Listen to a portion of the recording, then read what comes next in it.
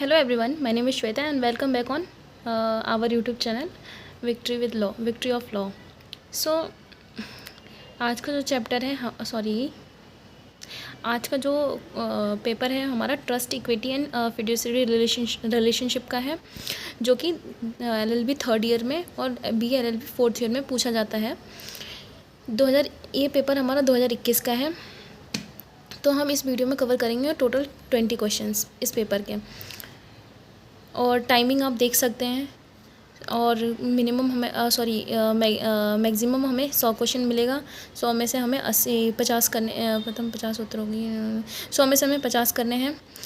इस बार 2024 में हमें 80 करने हैं।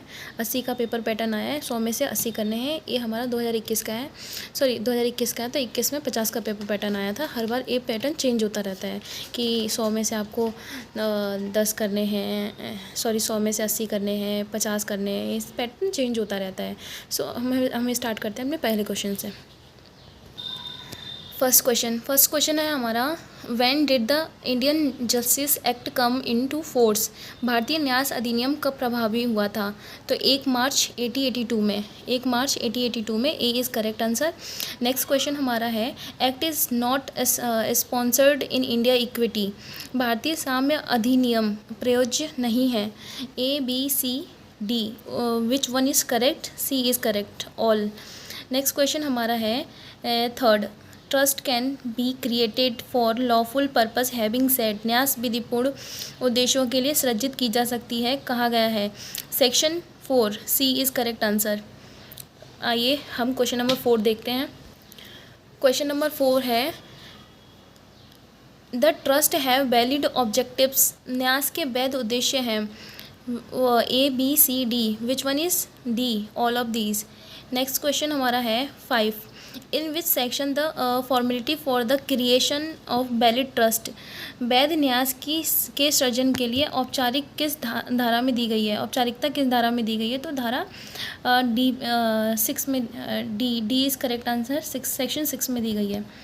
नेक्स्ट क्वेश्चन हमारा 6 है, there are binding conditions for the creation of valid trust.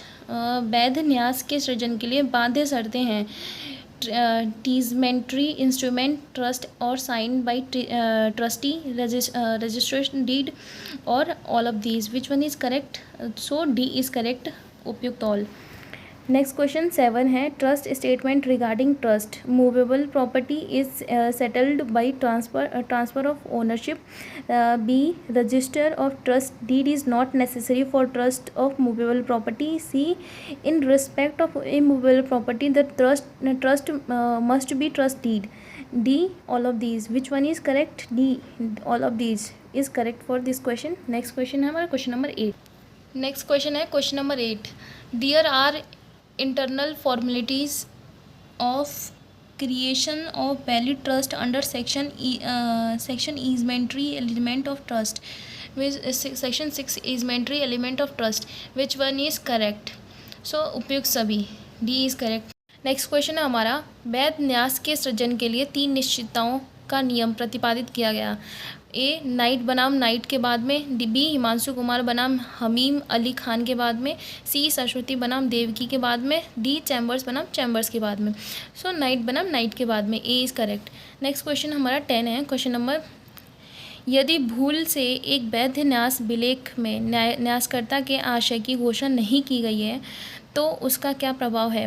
विलेख निरस्त किया जा सकता है, न्यासकर्ता के आशय के अनुरूप संशोधन किया जा सकता है, उपयुक्त में से कोई नहीं। So C is correct. हम आए क्वेश्चन नंबर 11 देखते हैं। Question number 11, there 3 leaders rule has been formulated for the सर्जन of valid trust. To be certain in intent, to be is certain of trust subject matter, to be certain of subject, all of these. Which one is correct? D is correct. Next question है हमारा 12, what minor can constructions of trust. क्या अवैध न्यास का सृजन कर सकता है? हाँ, लेकिन न्याय मित्र के माध्यम से नहीं। आरंभिक क्षेत्राधिकारी वाले प्रधान व्यवहार न्यायालय की अनुमति से, उपयुक्त में से कोई नहीं। विच वन इज़ करेक्ट? कौन सा सही है इनमें से? तो C, आरंभिक क्षेत्राधिकार वाले प्रधान व्यवहार न्यायालय की अनुमति से।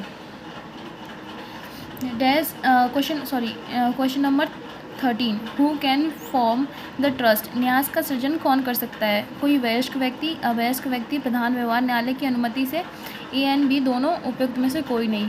सो सी, ए एंड बी दोनों। Question number 14 how can not be beneficial, कौन हितग्राही नहीं हो सकता है? Minor, adult, both the above, none of the above. C is correct. Question number 15 देखते हैं। Question number 15 who can be trustee, न्यासधारी कौन हो सकता है? वह व्यक्ति जो संपत्ति धारण करने के सक्षम है। बी, जहां न्यास का निष्पादन बीवी के आधार पर किया जाना हो तो उसके लिए आवश्यक है कि संविदा करने में सक्षम हो। C, A and B both, and D only B. So C is correct, A and B both.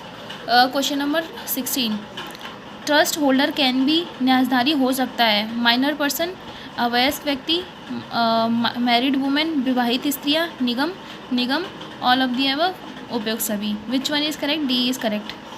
Question number 17 trustee can not be holders, न्यासधारी नहीं हो सकते हैं। दिवालिया व्यक्ति, विदेशवासी, अवयस्क जब न्यास निष्पादन में विवेकाधिकार का प्रयोग किया जाना हो, उपयुक्त सभी। So D is correct. Question number 18 when can a court be a trustee, न्यायालय कब न्यासधारी हो सकता है? In the absence of trustee, in the case of death of trustee, in the failure of the execution of the trust, the new trustee is not appointed, all of the above. Which one is correct? D is correct.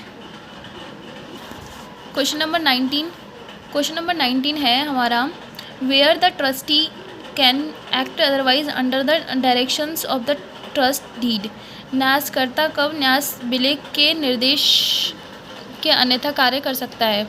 जब संविदा करने के लिए सक्षम हितग्राही ने न्यास के प्रबंध में परिवर्तन की अनुमति दे दी हो। बी, जहां हितग्राही संविदा को करने के लिए सक्षम नहीं है, वही आरंभिक क्षेत्राधिकार के प्रधान व्यवहार न्यायालय ने ऐसी अनुमति दे दी हो। सी, जहां निर्देश ऐसे हो जो अवैध अथवा हितग्राही के लिए प्रत्यक्ष हानिकारक हो, उपयुक्त सभी। D is correct. Question number 20 the trustee have duties, न्यासधारी के कर्तव्य हैं। Execution of trust, protection of trust property to be fair, all of the above. D is correct for this question. So guys हमारे trust and equity के 20 question यहीं तक cover हुए। मिलते हैं अपने नेक्स्ट वीडियो।